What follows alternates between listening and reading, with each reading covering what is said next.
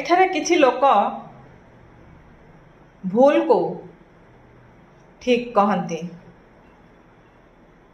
पुणी केतेबेले सही ठीक को भूल बोली प्रमाणित कर दियंती। किए भल कथा कही आमको केतेबेले ठकी दिए तो आउ किए निजर कही आम सहित बेईमानी करे। तथापि आम मानक जीवन रे किसी सुंदर बंधु माने मध्य अछंती जेउ माने ना आमको ठकी थांती ना आम सहित बेईमानी करि थांती।